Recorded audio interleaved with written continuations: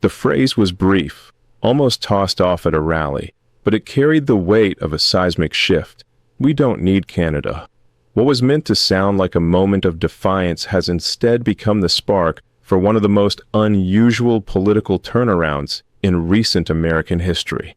In the weeks since those words were delivered, governors from both parties, normally cautious during federal disputes, have started raising alarms about the mounting damage inside their own borders. And now, in a development no administration strategist predicted, several of those governors are quietly turning against the president who issued the declaration. The numbers arriving from state budget offices and industry groups are not theoretical models or long-term forecasts. They are immediate costs. They are blown-out utility budgets. They are stalled construction projects. They are families opening their bills and wondering why everything suddenly became harder to afford.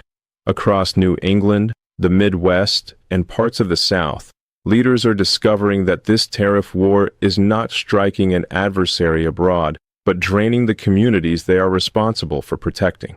And so, the political winds have shifted. What began as a show of strength has morphed into a crisis of confidence. Governors are pushing back. Senators are questioning their own party's strategy. Even long silent business coalitions are stepping forward.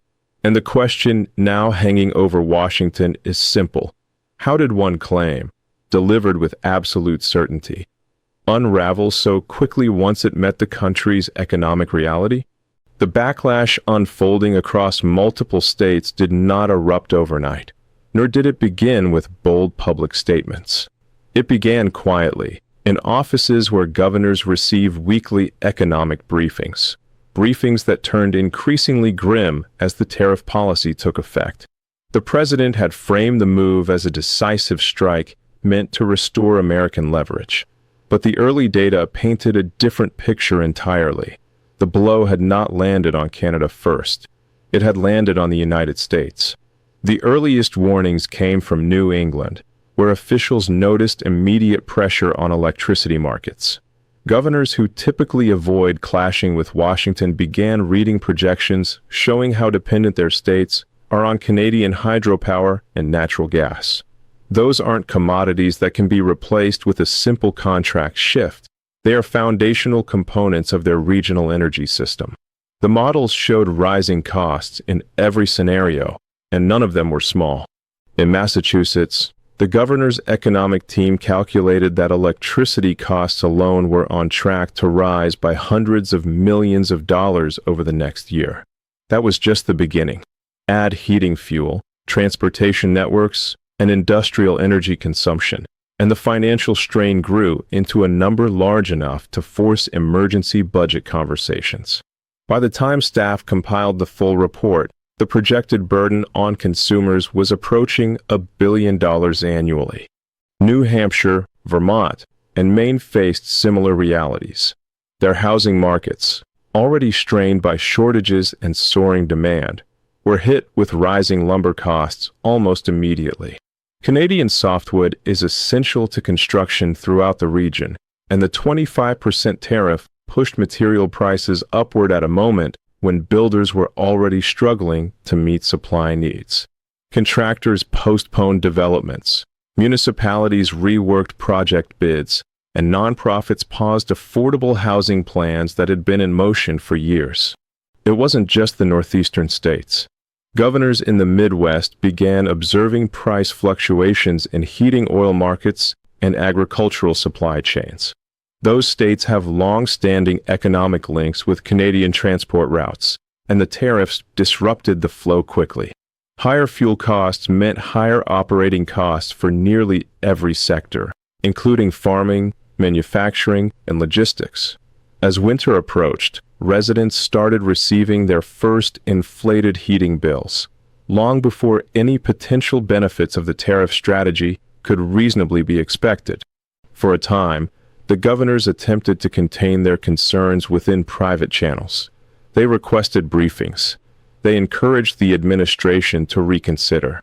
They assembled internal task forces to assess whether the disruptions were temporary or structural. But each week produced more evidence that the effects were real immediate, and accelerating. Businesses began filing reports about delayed shipments, rising import expenses, and uncertain demand forecasts.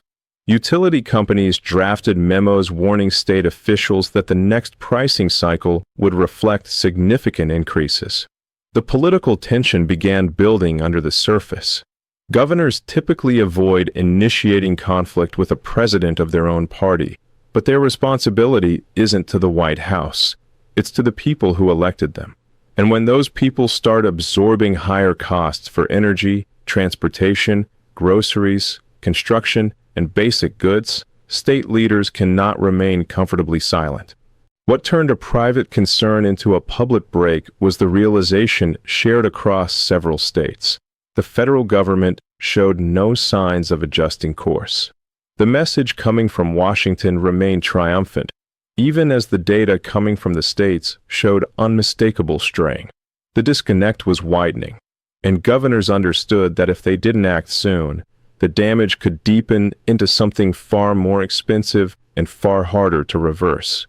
The turning point came when 6 Northeastern governors quietly arranged a meeting with Canadian provincial leaders in Boston. It was a move so unusual that historians struggled to find a modern parallel. States do not negotiate with foreign governments. Not because it's illegal. It isn't, as long as no formal treaty is signed, but because it signals something far more serious, a loss of confidence in federal leadership. The meeting was not a dramatic political gesture. It grew out of necessity. These governors needed contingency plans for energy supply, lumber access, and essential goods. If Washington could not or would not stabilize the situation, then they needed to take every possible legal step to protect their states from further economic fallout. As preparations for the Boston meeting leaked to the press, political analysts initially framed it as a regional disagreement. But inside Congress, the ripples were much stronger. Republican senators from energy-sensitive states began expressing unease. A few issued statements urging caution. Others privately confronted administration officials, warning that the tariffs were harming their constituents faster than expected. The most notable shift occurred when several senators, longtime allies of the administration, publicly criticized the tariff policy itself. Their language was measured but unmistakably direct. They described unintended harms, avoidable stress on supply chains, and unnecessary financial burdens. One senator warned that the tariffs were functioning less as a targeted geopolitical tool and more as an unplanned tax on American families. Another accused the White House of underestimating the complexity of North American economic integration. By this point, business groups were adding their own pressure. The U.S. Chamber of Commerce circulated a detailed analysis showing widespread price increases across dozens of industries. Major unions echoed the concern, arguing that the tariffs risked layoffs rather than protecting jobs.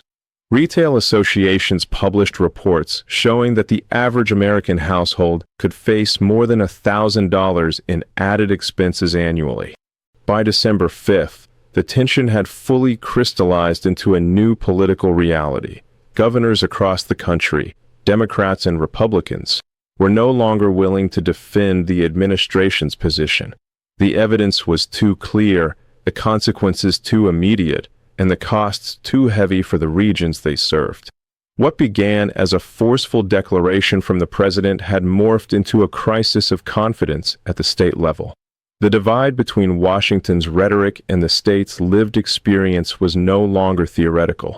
It was visible, measurable, and growing, and it signaled that the conflict was only beginning. The public didn't see the early negotiations between governors and industry leaders, but inside conference rooms from Albany to Augusta, the mood grew more urgent by the week.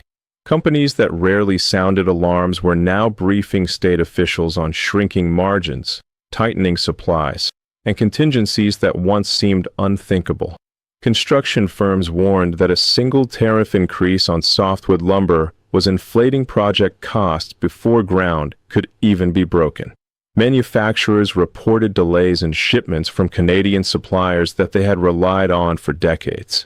Energy distributors, normally cautious with their projections, began forecasting winter bills that would hit households harder than any inflation spike of the last decade. What unsettled state leaders most was how interconnected all these pressures became. Rising lumber prices pushed housing costs up. Higher energy costs increased transportation expenses, which fed directly into grocery prices. Construction delays disrupted municipal budgets. Hospitals reported short-term increases in supply costs. School districts braced for higher utility bills.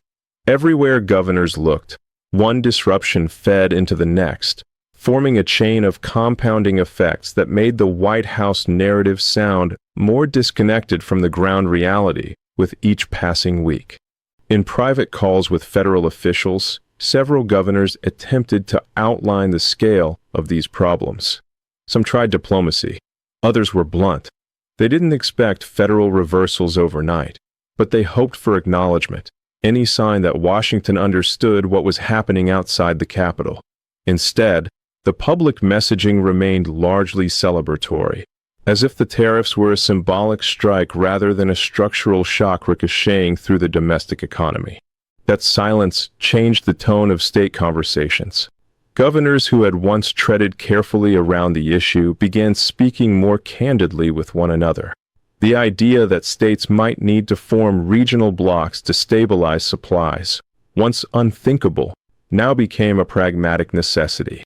Staffers drafted internal memos outlining every legal avenue available to them. Energy boards reviewed cross-border flow agreements. Procurement officers evaluated whether cost-sharing partnerships could reduce the impact on essential goods. It wasn't rebellion, it was tree-off. The Boston gathering between Northeastern governors and Canadian provincial leaders marked a quiet turning point, even though the meeting itself remained understated. The participants spoke in guarded, diplomatic language, but beneath the surface was a shared understanding. If Washington refused to adapt, the states had no choice but to do what they could to shield their residents from the fallout. Canadian officials arrived prepared, not with threats or demands, but with data-driven proposals showing how certain supply streams could be protected or rerouted.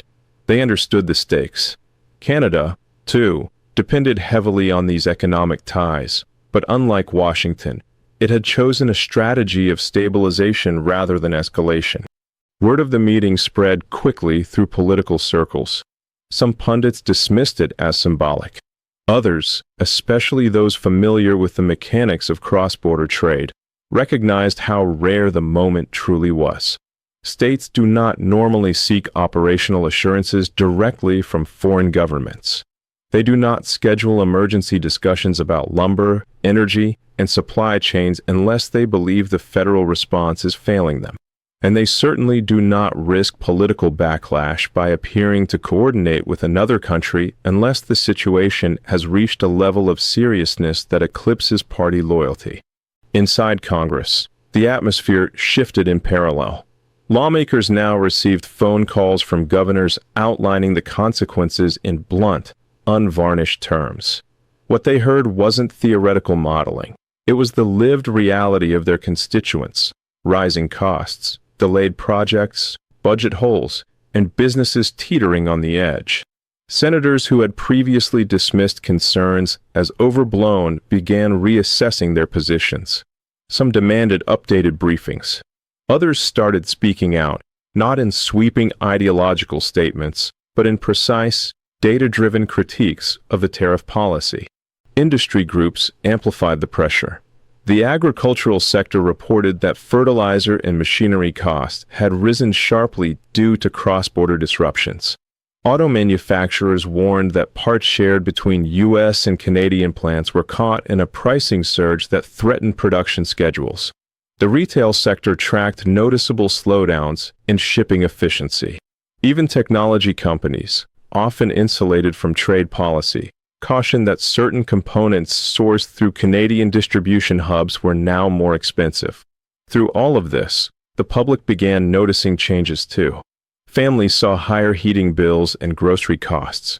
Housing prices edged up in regions already stretched thin. Small businesses adjusted their operating expenses, some reducing hours or hiring plans.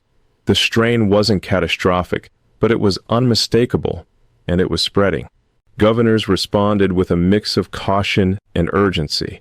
They issued statements acknowledging the rising pressures. They organized regional task forces. They sought cooperation across political lines. For many, the calculus had become simple. If the federal government was unwilling to recalibrate its approach, then the states had to collaborate to prevent a deeper economic slide. The pattern that emerged was subtle but historic. Power was not shifting away from Washington in a formal sense, but in a practical one. The states were asserting themselves, not through confrontation, but through necessity. Their actions were not designed to undermine national policy, but to correct course where the national policy had failed to anticipate real-world consequences. And as public awareness of the economic strain grew, the pressure on Washington mounted. The question demanded by governors, legislators, businesses, and households was no longer whether the tariffs would work in theory. It was whether the administration could continue defending a strategy that was now, unmistakably, harming the very regions it claimed to uplift. The stage was set for a confrontation that would test not just economic policy, but the relationship between states and the federal government itself. The months that followed deepened the divide between state realities and federal messaging. Governors had hoped that the mounting evidence, rising energy costs, supply bottlenecks, public frustration, would prompt the administration to at least reconsider the pace or scope of the tariff strategy. Instead, Washington doubled down. The president's advisors defended the measures in interviews and press briefings, insisting that the temporary discomfort would lead to long-term national strength. But for the governors dealing with immediate fallout, the argument was beginning to sound detached from the circumstances unfolding on the ground. This disconnect fueled a new political alignment, one not based on party, ideology, or region, but on proximity to the consequences. Governors from both parties began coordinating their messaging, not as an organized resistance, but as a reflection of shared urgency. Their public statements grew sharper. They spoke openly about the burden on families and businesses, about the strain on state budgets, about the lack of federal engagement with the data they were presenting. The criticism was measured, but it carried weight because it came from leaders with direct responsibility for the people most affected. State legislatures joined the chorus. Committees held emergency hearings to evaluate the impact of the tariffs, inviting small business owners, utility companies, and construction firms to testify. The testimony was consistent. The costs were rising faster than anyone anticipated, and the timeline for relief was undefined. Lawmakers asked federal agencies for updated projections, but the answers they received, if they received any, tended to rely on broad macroeconomic theories rather than the specific disruptions their communities were experiencing. Meanwhile, the business sector grew increasingly vocal. Manufacturing coalitions issued reports warning that the cumulative effect of tariff-related cost increases could lead to production cuts. Regional chambers of commerce urged Congress to intervene. Agricultural associations warned that their margins were shrinking under the weight of transportation and equipment costs. Even companies that initially supported the administration's approach began acknowledging that the economic strain was becoming too difficult to absorb. For many state leaders, the tipping point came when independent economic analysts confirmed what governors had been saying for weeks. The tariffs were amplifying existing vulnerabilities in the national supply chain, and certain industries were on the verge of sustained contraction. The warnings were stark. Delays in construction would ripple into housing shortages. Higher energy costs would feed into inflation. Reduced manufacturing output would strain labor markets. And none of these pressures showed signs of easing. Governors responded by accelerating their regional coordination efforts. They exchanged data, compared strategies, and looked for ways to reduce the impact on their constituents through shared procurement, energy pooling, or cross-border arrangements. These discussions were not dramatic or confrontational. They were pragmatic attempts to stabilize regional economies, while Washington remained committed to its course. The political implications grew harder to ignore. Polling showed that public support for the tariff strategy was slipping, especially in states bearing the heaviest costs. Voters were not reacting to ideology. They were reacting to their bills, their rent, their grocery receipts, and the uncertainty surrounding their jobs. Governors understood this better than anyone, and their shifting tone began shaping the national conversation. What had started as a policy dispute was becoming something deeper, a test of whose understanding of the economy the public trusted more: Washington's theoretical optimism or the state's lived experience of a policy whose consequences were no longer hypothetical. As the situation intensified, a second, quieter transformation began unfolding, not in the governor's offices, not in legislatures, but inside the corporate and financial sectors where long-term planning depends on stability, predictability, and trust in national leadership. Executives who once assumed the tariffs were a temporary negotiating tactic began preparing for the possibility that this new economic volatility might become a lasting feature of the landscape. Their internal memos, some later leaked to regional newspapers, described a growing concern. Markets can withstand pressure, but uncertainty is far more corrosive. Bank economists noticed early signs of tightening credit in industries tied to construction and manufacturing. When project costs climb and delivery timelines blur, lenders become cautious. That caution alone can stall growth. Small businesses applying for operating loans encountered stricter terms. Developers delayed groundbreaking on housing initiatives. Some energy companies paused investments in grid upgrades, wary of committing funds while the cost of materials fluctuated unpredictably. These shifts were subtle but deeply consequential. They signaled that the tariffs were no longer an isolated policy issue. They were reshaping economic behavior in ways that could persist long after the political debate ended. Governors, already grappling with rising costs and public frustration, now faced the secondary challenge of slowing investment. Economic momentum thrives on confidence, and confidence was eroding. At the same time, political strategists from both parties observed something unusual. Voters were not aligning along ideological lines in their reactions. The frustration was broad, spanning conservative rural regions, moderate suburbs, and urban centers. People weren't debating trade theory. They were responding to what they felt directly: fuel bills, construction delays, grocery prices, rent increases, and perhaps most importantly, the sense that their leaders in Washington were not acknowledging the scale of the disruption.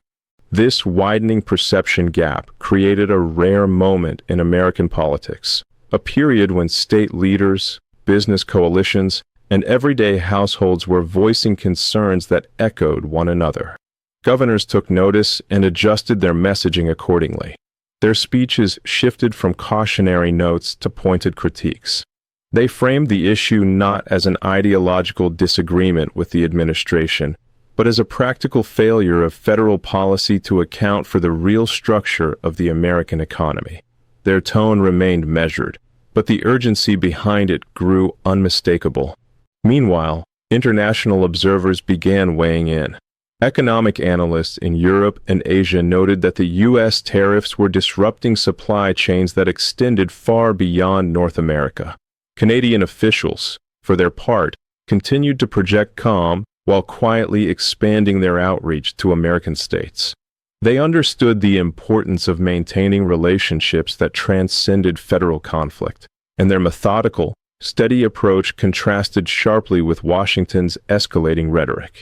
Within the U.S., the administration's refusal to adapt became a political liability. Members of Congress, particularly those facing re-election, grew uneasy. They were receiving the same constituent phone calls that governors had been fielding for months. Town hall meetings turned into impromptu economic forums, where voters demanded explanations that federal officials struggled to provide. In districts once considered politically safe, public sentiment was shifting. By midsummer, the atmosphere in Washington had changed noticeably. Some lawmakers began drafting proposals to limit or modify the tariff powers granted to the executive branch.